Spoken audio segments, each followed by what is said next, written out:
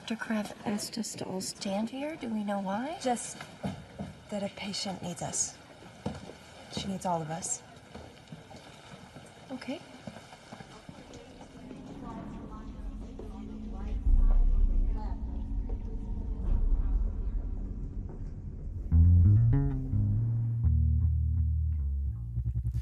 You know I love you down, but I can't miss you if you're always around. Yeah. You know I love you down,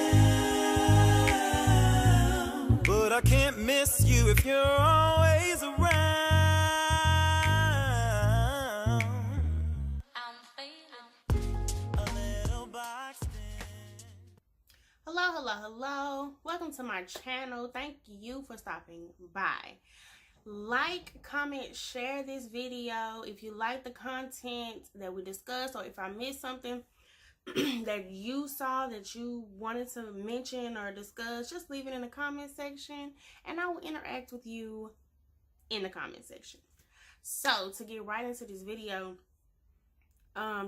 is about the latest episode of Grey's Anatomy, which was, I gotta have notes somewhere because my memory sucks, but it was season 15 episode 19. Grey's Anatomy happens to be actually my favorite show of all time. I think I have a love for Grey's Anatomy that I have for no other show. But last night's episode was a little emotional. For me, it took me through some emotions. I was actually debating if I was gonna do this review or not. For those of you who have read my book, you know that I am a victim of being molested at a very young age, as well as date rape. I experienced date rape. I didn't write much about that in my book, but I have experienced it. So this episode was a little deep. But I think that they portrayed the situation very beautifully, very in-depth, to the point of understanding a couple of different angles that this could go and how it would affect the women or the people that this happens to. You have one woman on one hand who was date raped. She agreed to going on a date or whatever, but she did not consent to sex. So you have that woman, which was Joe's mom. And then you have the patient who was brutally raped. So it's two different scenarios, but rape is rape. It's all in the same, the trauma, everything. You never know how you're going to respond to it. What I would say stood out to me is for the patient, speaking from someone who did not vocalize what happened to me any time that it happened, because it happened several times to me and I never spoke up until it was long over. And when I spoke up, I didn't speak up for justice or trying to get anything to happen to the person who did that to me or the people that did that to me. It was more so for myself, trying to break free, trying to move past it, because I had become literally a prisoner in my own mind due to the situation. So I would applaud the patient just because she acted on justice as soon as it happened. So the trauma is still real, I think. I know the trauma is still real, but I think it has a different reaction to you when you have support for one, when you are able to vocalize it right away, because it doesn't have time to sit and fester. For me, it had beyond time. It had years and years and years to fester. So I'm dealing with trauma that I was dealing with trauma that I initially did not even acknowledge. When I was younger, I told myself that it was just a bad dream, it never happens, all of that. And then being older, seeing how it affects me, but still not acknowledging where these things are coming from. So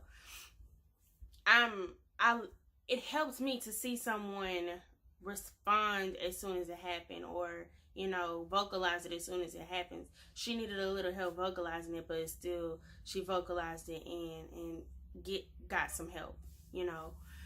So I don't know. It just, I mean, this episode, it really, really took me to a different place. It wasn't even about a show anymore. And then for anyone watching this who is dealing with being abused sexually or abused in any kind of capacity, I beg you to seek help. I beg you to talk to someone. Like I said, it was years before I even ever vocalized that something happened to me, and then it took even longer for me to try to find help for it.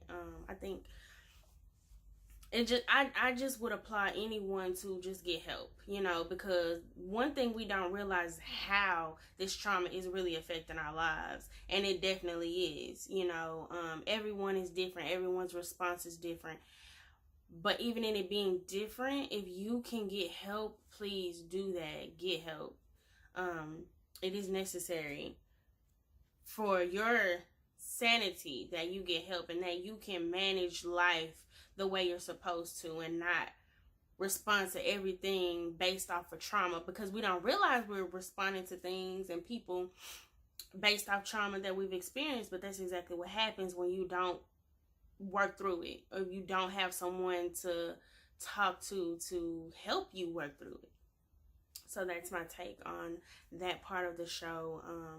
Grey's Anatomy has a habit of hitting us hard with real life issues, and I appreciate that they do that, because it makes it a conversation piece. And some things definitely need to be a conversation piece. There are a lot of people who don't understand that when these things happen to you, it's not easy to just say, hey, this happened to me. It's not. You can't just be like, oh, hey, yeah, that happened to me. No, it takes something. It takes a lot. Some people, it's easier for some people than it is for others. So again, before I get out this topic, I would definitely say, if you need help, please reach out, get some help. There are hotlines, not just sexual abuse or physical abuse. If you are considering suicide and it is heavy on your mind, please call a suicide helpline. Talk to someone that you feel like you can talk to. Don't let that stuff fester in your mind. Don't let it just sit there, because the more it does, the easier it is for you to act on it. And I definitely don't want that to happen to you. So please, please, please reach out, get some help. The other things that happened in this episode was, as far as Joe, I don't know how I said, I called her Joel, I think. Anyway, Joe going to meet her mom. I had a feeling that it was kind of going to go south, like something wasn't going to, go right. And I just wish her mom, after Joe letting you know what all she's been through already, for you to walk out on her again, and you dropped a huge bomb on her, letting her know how she was conceived. That was hard enough, knowing that, she was conceived by you being date raped. She already feels like you dropped her off like she was garbage, like she was trash, like you didn't care about her. Whether that's true or not, this is a whole person sitting in front of you that you gave birth to. This is your child at the end of the day. And how you're okay with her walking away with the feeling of, yet again, or confirmation, the feeling of confirmation that you don't care about her. Like, you should have grown to the point where you consider how you're making her feel. You got 2 whole other kids. Like, what if something happened to them where you actually need Joe? You know what I'm saying? Not saying that that's the reason why you should be there for your kid or whatever, but that's your kid too. So I hate the way that she just walked away from Joe at the end of it all. Like, yes, you told her what happened to you, and I'm sorry that happened to you, but I hate that happened to Joe. Joe does not deserve that. I really hate that was her mom's response. Joe is a really great doctor. Joe is a really good person who's gone through a lot. Then there was a Tuck situation where they were trying to decide how to have the sex talk with Tuck, and I like that Bailey let Warren have the conversation, because I think boys need to hear it from dads if they can, if possible. I think that that's how they need to have it. I like how Warren was straight to the point. I'm going to tell you what it is. Even though Tuck was like, okay, you know, because nobody wants to, you don't want to have that conversation with your mom or your daddy. Like, all right, I got it, you know. But I like that they had that conversation. And I like that most of his conversation was geared strictly to consent. You know, if it's fun for you, it ain't fun for her, it ain't fun. Stop, you know. I really like that was their driving point. Consent. If it ain't no consent, you stop.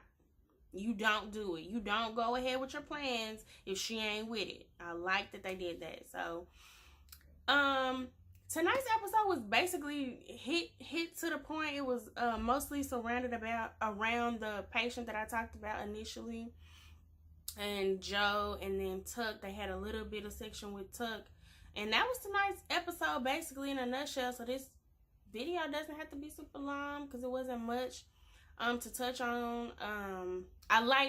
Let me add this too, I liked how all the women came together to help this lady, because she was at a point where she couldn't look at any man, you know. So I think that it was amazing how they organized all the women in the hospital to where she could see their faces as she's going into the surgery that she has to have, because she was literally terrified, and it was really heartbreaking to see. She was holding on to Joe's hand for dear life, okay? Dear life. She was not letting go, because I don't know if you noticed when Joe gave her that phone and she finally let Joe's hand go, Joe was like stressing her hand like this, like, oh my gosh, like she had a grip on Joe's hand. She was not trying to let go.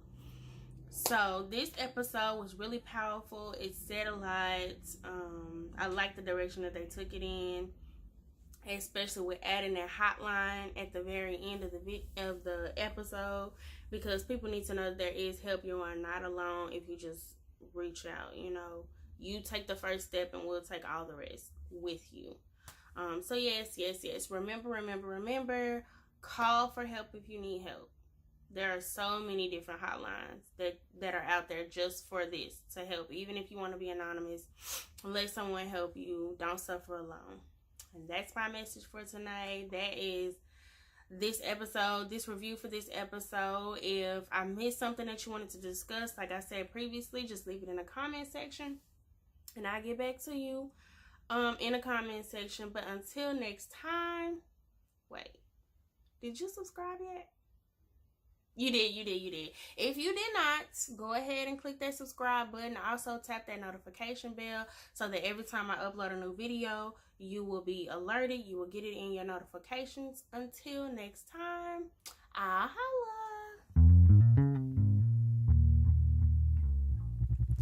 You know I love you down,